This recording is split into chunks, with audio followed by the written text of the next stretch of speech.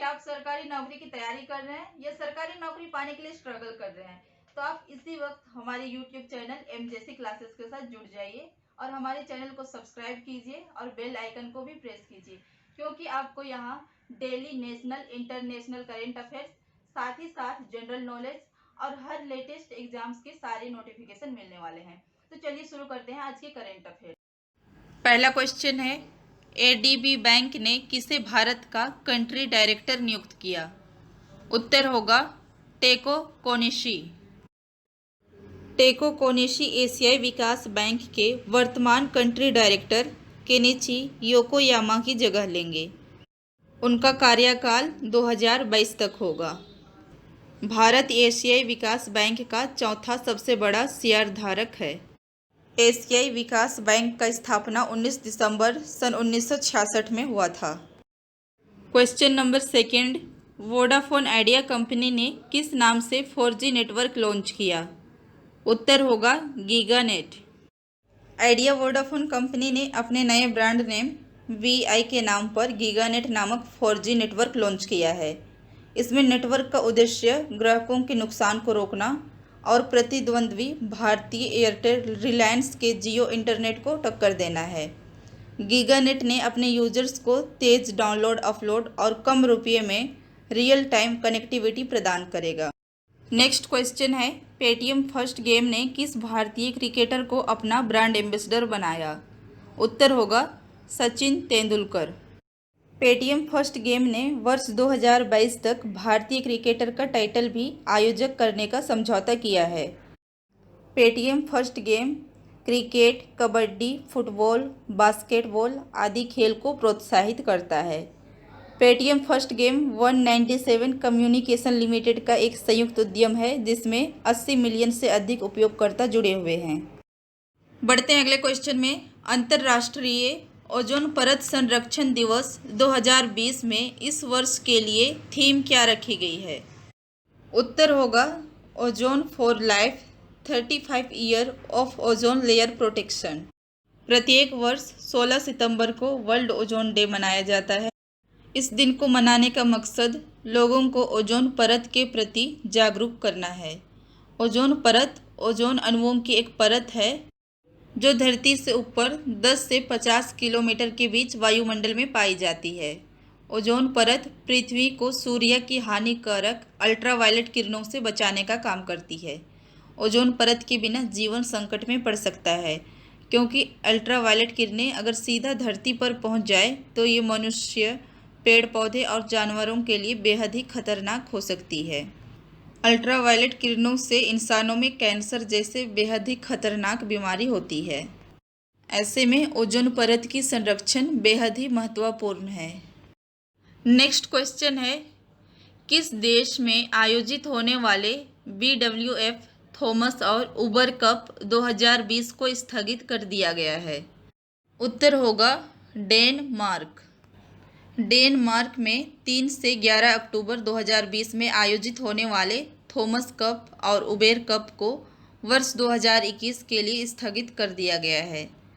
Badminton world federation ने कोविड-19 महामारी के कारण इस टूर्नामेंट को स्थगित किया है। पुरुष एवं महिला टीम खिलाड़ियों के स्वास्थ्य की रक्षा मद्देनजर रखते हुए यह कदम उठाया गया है। बैडमिंटन वर्ल्ड फेडरेशन की स्थापना 1934 में किया गया था, जिसका मुख्यालय मलेशिया में है। नेक्स्ट क्वेश्चन, किस राज्य ने माओवादियों का मुकाबला करने के लिए विशेष पुलिस इकाई स्थापित करने का निर्णय लिया है? उत्तर होगा छत्तीसगढ़। छत्तीसगढ़ सरकार ने बस्तर स्पेशल फोर्स नामक एक विशेष पुलिस इकाई स्थापित करने का निर्णय लिया है, जिसमें माओवादियों का मुकाबला करने के लिए बस्तर क्षेत्र के केवल स्थानीय युवकों की भर्ती की जाएगी। नेक्स्ट क्वेश्चन, आगरा में बनाए जा रहे मुगल म्यूजियम का नाम बदलकर क्या रखा गया? उत्तर होगा छत्रपति शिवाजी म्यूजियम। आगरा में ऐतिहासिक ताजमहल के पूर्वी गेट से करीब 1.5 किलोमीटर दूर बन रहे इस संग्रहालय परियोजना को अखिलेश यादव के नेतृत्व में समाजवादी पार्टी की सरकार ने साल 2015 में मंजूरी दी थी। नेक्स्ट क्वेश्चन, किस राज्य सरकार ने मेडिकल ऑक्सीजन ले जाने वाले वाहनों को एम्बुलेंस का दर्जा दिया? उत्तर होगा महाराष्ट्र।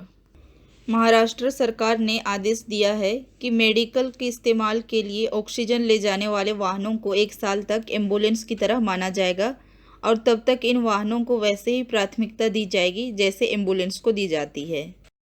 बढ़ते हैं अगले क्वेश्चन में। किस कंपनी ने यूरोप में स्थित गाइड विजन का अधिग्रहण किया? उत्तर होगा इंफोसिस। देश की दिग्गज आईटी कंपनी इंफोसिस ने ऐलान किया है कि उसने यूरोप की शीर्ष कंसल्टेंसी कंपनियों में शुमार गाइड विजन के अधिग्रहण के लिए एक समझौते पर हस्ताक्षर किया है। गाइड विजन चेक गणराज्य स्थित कंपनी है जिसे इंफोसिस कंपनी ने करीब 260.4 करोड़ रुपये में अधिग्रहण किया है। देखते हैं अगला क्वेश्चन। किस बैंक ने फुल पावर डिजिटल बचत खाता लॉन्च किया? उत्तर होगा एक्सिस बैंक। कोविड-19 के दौर में ग्राहकों को और अधिक सुविधा प्रदान करने के लिए एक्सिस बैंक ने एक फुल पावर डिजिटल बचत खाता लॉन्च किया है जिसे 4 सरल चरणों में वीडियो केवाईसी के साथ तुरंत खोला जा सकता है। इस दौर में ज़रूरतों को समझते हुए बैंक ने इस प्रोडक्ट को इस तरह से डिज़ाइन किया है कि इस खाते के माध्यम से न केवल 250 से अधिक बैंकिंग सुविधाओं तक आसानी से पहुंचा जा सकता है बल्कि इसके साथ एक वर्चुअल डेबिट कार्ड भी जारी किया जा सकता है जिसे ई डेबिट कार्ड नाम दिया गया है। ई डेबिट कार्ड के माध्यम से ग्राहक खाता खोलने के तुरंत बाद लेन देन शुरू कर सकते हैं। Next question. किसे यूरोमनी अवार्ड्स ऑफ एक्सीलेंस 2020 द्वारा लाइफ टाइम अचीवमेंट अवार्ड से सम्मानित किया गया? उत्तर होगा आदित्य पुरी। वर्तमान में एचडीएफसी बैंक के प्रबंध निर्देशक आदित्य पुरी को यूरोमनी अवार्ड्स ऑफ एक्सीलेंस 2020 द्वारा लाइफ टाइम अचीवमेंट अवार्ड से सम्मानित किया गया है। यूरोमनी अवार्ड फॉर एक्सीलेंस पुरस्कार विश्व स्तरीय बैंकों के निर्माण एवं सर्वश्रेष्ठ बैंकरों को प्रदान किया जाता है।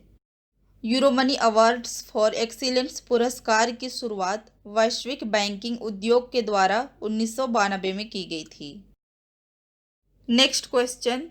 जापान के नए प्रधानमंत्री कौन बने? उत्तर होगा योशिहिदे सुगा। जापान की सत्तारूढ़ पार्टी लिबरल डेमोक्रेटिक पार्टी के प्रमुख योशिहिदे सुगा को जापान का नया प्रधानमंत्री नियुक्त किया गया है। योशिहिदे सुगा 16 सितंबर 2020 से अपना कार्यभार संभाल चुके हैं। पूर्व प्रधानमंत्री शिंजो आबे ने स्वास्थ्य के कारण अपने पद से अगस्त 2020 में इस्तीफा दिए थे। जापान की राजधानी टोक्यो है।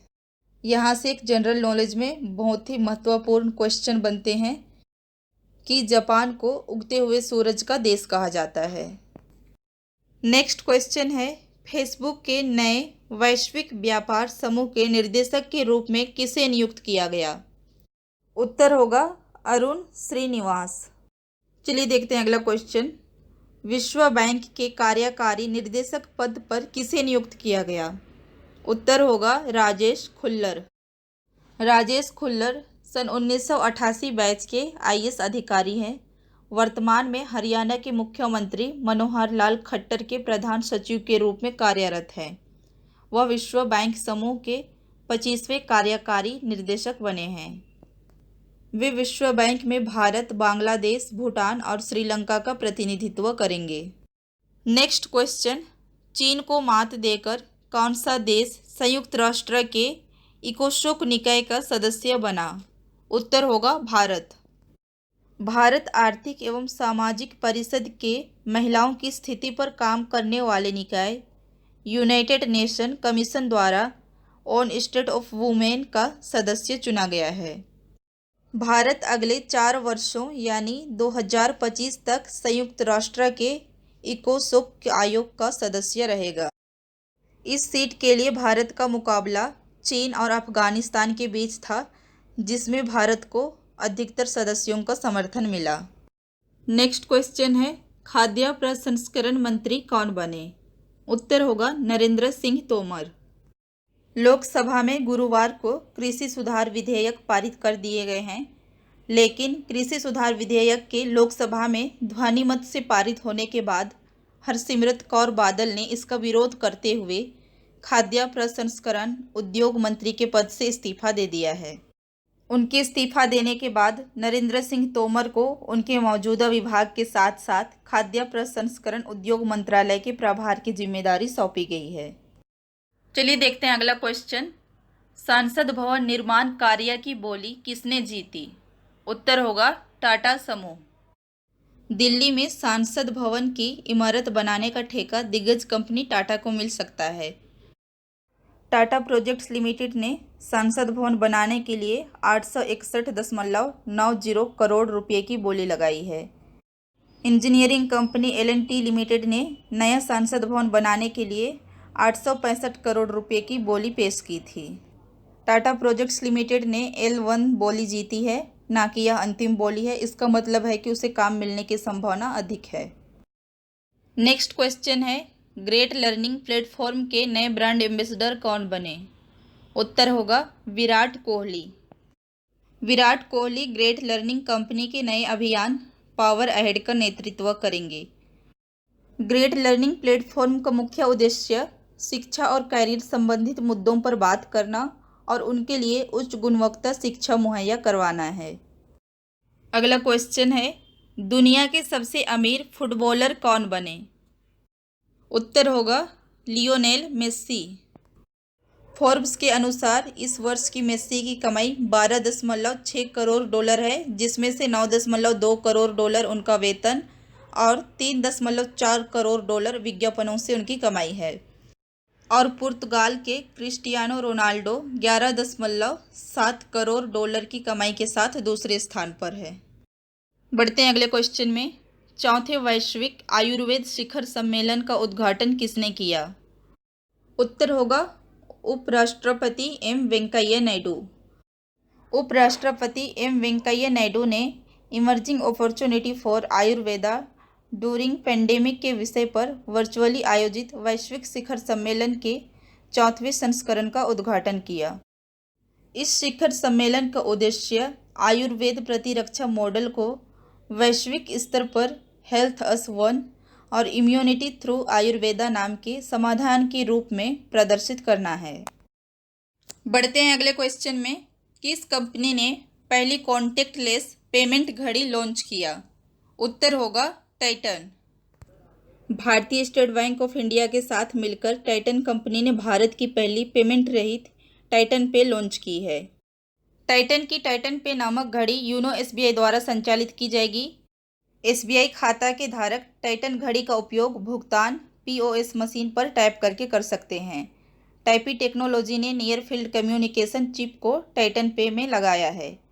टाइटन ने पुरुषों के लिए 3 और महिलाओं के लिए 2 मॉडल लॉन्च किए हैं, जिसकी कीमत 2,995 से लेकर 5,995 तक है। टाइटन कंपनी लिमिटेड टाटा समूह का हिस्सा है, जिसका मुख्यालय इलेक्ट्रॉनिक सिटी बेंगलोर में है। आज का आखिरी क्वेश्चन है, एशियाई विकास बैंक के कार्यकारी निर्देशक पद पर किसे नियुक्त किया गया? उत्तर होगा समीर कुमार खरे। एशियाई विकास बैंक के नए कार्यकारी निर्देशक के रूप में समीर कुमार खरे को नियुक्त किया गया है। वे 1989 बैच के IAS अधिकारी हैं, जो कि वर्तमान में वित्त मंत्रालय के आर्थिक मामलों के विभाग के सचिव के रूप में कार्यरत हैं। उन्हें अगले 3 वर्षों के लिए मनीला के एशियाई विकास बैंक के मुख्यालय का कार्यकारी निर्देशक बनाया गया है। उम्मीद है आप सभी को हमारा ये वीडियो पसंद आया होगा। यदि वीडियो पसंद आया तो वीडियो को लाइक, कमेंट और शेयर करें। तो मिलते हैं अगले वीडियो में, तब तक के लिए धन्यवाद।